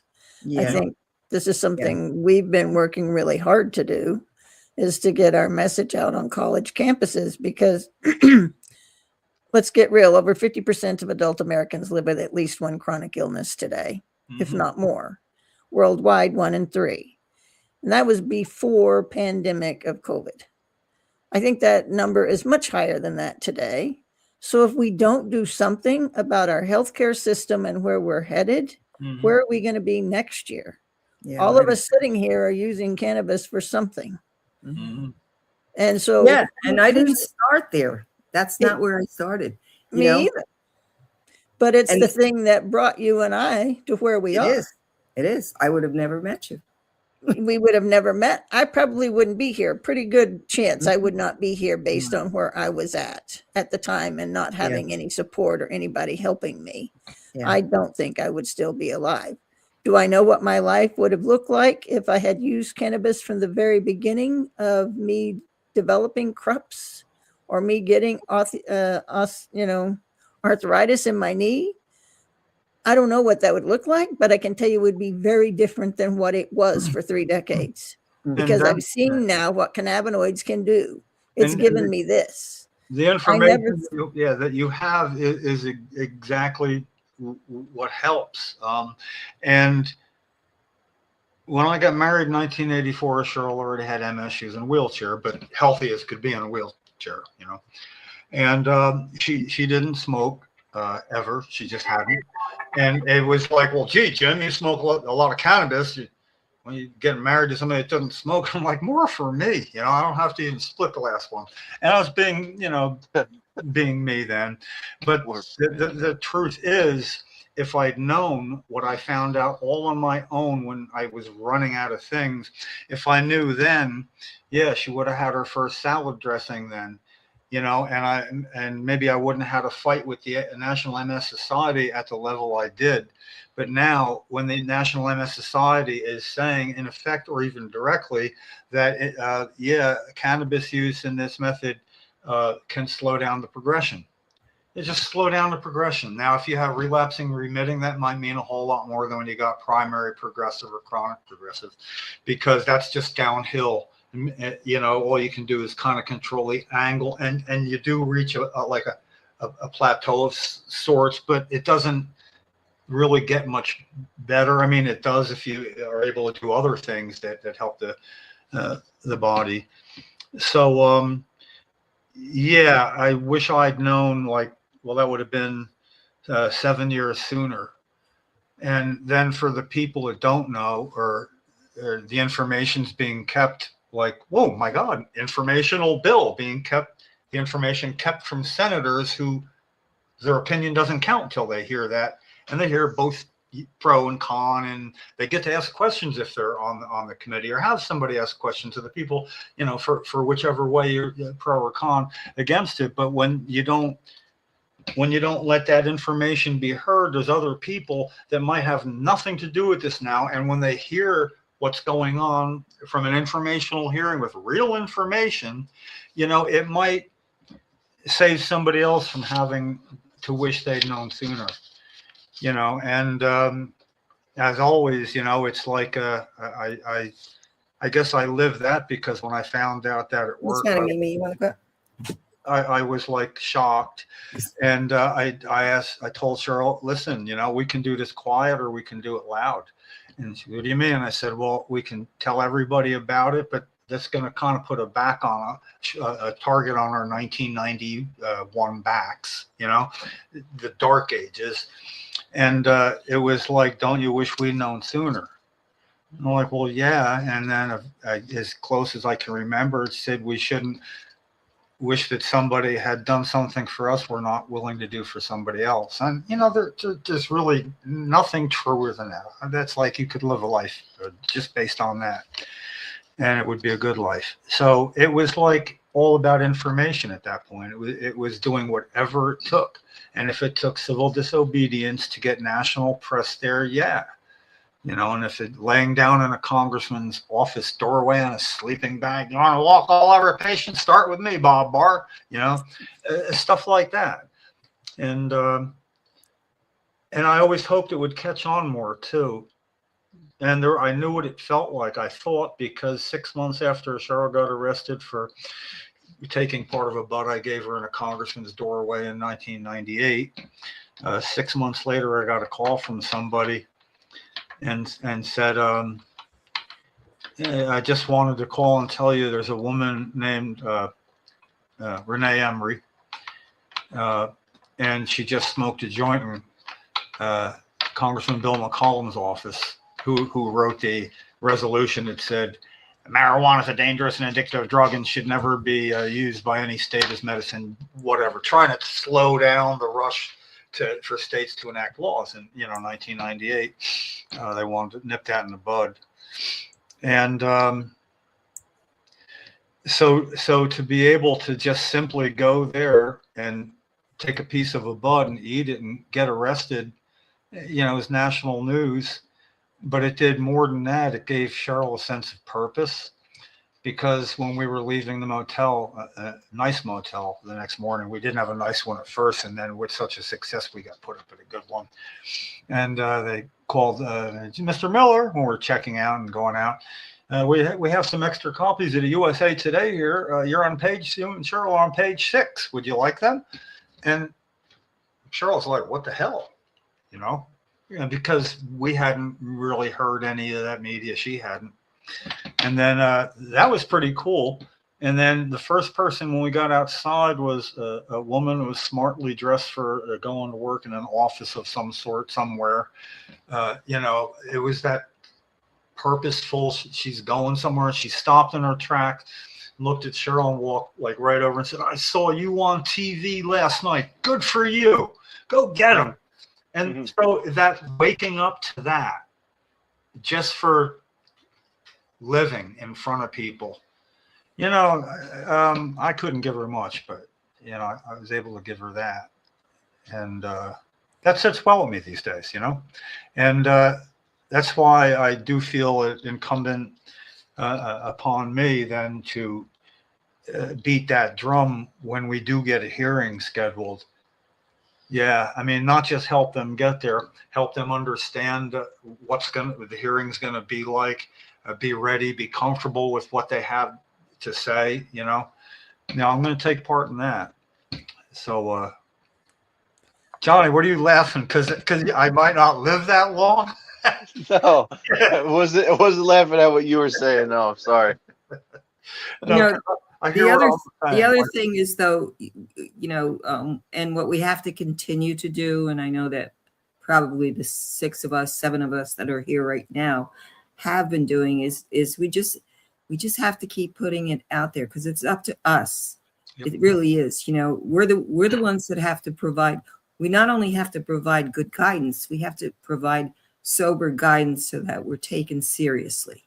And that's a biggie with me. And I was taught that a long time ago when I was in Students for a Democratic Society.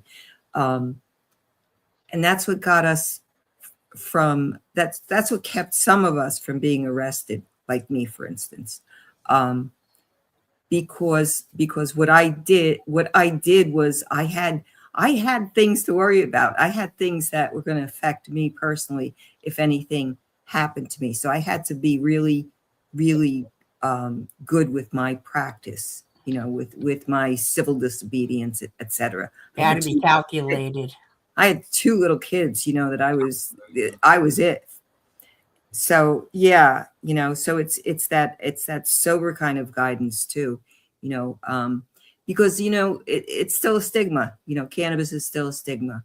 Cannabis smoking is still stigmatized. It's there's always the off color comments about well, everybody's out there getting high. I catch myself saying that sometimes too, because that's what we did.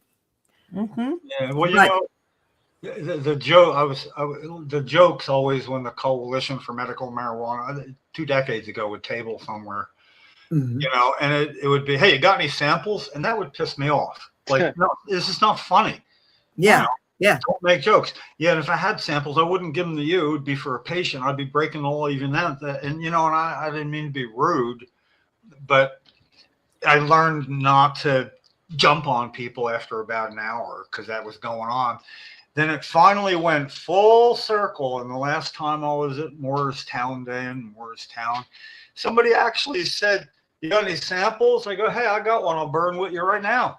Oh no. And it was like a payback for all that. You got any samples? And I heard it, and I did have one. I wasn't going to smoke it right there because, you weren't allowed still. But yeah, anyway, we have come that far. And as much as I do complain, and I know everybody has a right when it's not going smoothly, but I think it helps us all when we do take a look when we're all able to realize how far we have come. I mean, there's a lot of people now that don't have to go through what we did, and they don't have as much of a correction to make that still needs to be made. There's systems in place for people to help. They don't have to invent the wheel, and I'm proud to sit around with people like all of us just to figure out where we all can go. Mm-hmm. and that we're all would help get it here. So, and we still have a lot of work to do, but I think the path has been started to be paved. Yeah. Debbie, thank you so much for your time tonight. This was an amazing podcast. And Wayne, hit it, Wayne. Nope, wrong one. Nope. This concludes our podcast. There it is. There it is. He's a patient that recently passed away, Debbie. Well, thank you guys for having me here. I love having thanks, Debbie. Thank you for coming back. Yeah. And I'm going to anytime. Yes, thank you. It was great to see you. I'll be in touch because I know I have to fill out that form just with 420. Well, you need to fill out. If everybody should share their story here because everyone has a story. Mm-hmm. And when we share it and we show that we're normal people, we're not over consuming, and that we're not stoned out of our minds, that's the image we're trying to break. And that's what everybody thinks. And all of us had a very legible, welcoming conversation tonight that anyone that joined in could actually say, oh yeah, I can see that this is really something that is important. Debbie, do you have a website or a way people can contact you? Yeah, you can go to effectivecannabis.com, or you can go to effectivenewsletter.com and sign up for the newsletter. It's free for everyone. I believe education should be free. I think that the more we can educate, the better. And we would love to have everybody that has a testimonial would love to share their story. We would love to feature them in an upcoming issue. Debbie's got a good newsletter too. It's really, really good. It really I is. really enjoy it. Yeah, I do too. Thank you. No, thank you. Thank you, CMMJ. Thank you, UFCW. Thank you, Arlo Glass, Oprah Machine, and sativacross.org, where you can donate $1 or $1 million. Be donating. Be donating. Our list begins with Cheryl, Sabina, Diane, Gracie, Cindy Mae, Marie, Jack, Joan, Randy, Polly, Bill, Chad, Jeremy, Colette, Matt, Troy, Russ, Roger, Jay, Ella, Hattie, Jackie, Anthony, Jake, Armando, Felicia, Lynn, Dan, Sean, Joyce, Lori, Frank, Brian, Flo, Carl, Thorne, Frank, Lorraine, Terry, Charlotte, Cher, Jaybird, Michael, Marley, Colette, Brendan, Red, Rico, Lou, Becky, Lawanda, Chip, Paul, Lisa, Marcus, Gary, Julia, Wayne, Waxy, Joe Marie, Paul, and Jeff. This concludes our podcast. Okay, good night, everybody. Thank you, Debbie. You're welcome. Thank you, Thanks Debbie. for having me. I appreciate it. Thanks, Debbie. anytime, Have a great anytime. night. Thanks. You They guys shall have grow a not nice old as we evening that as are well. left grow old. Age shall not weary them, nor the years condemn. At the going down of the sun, and in the morning we will remember them. Thank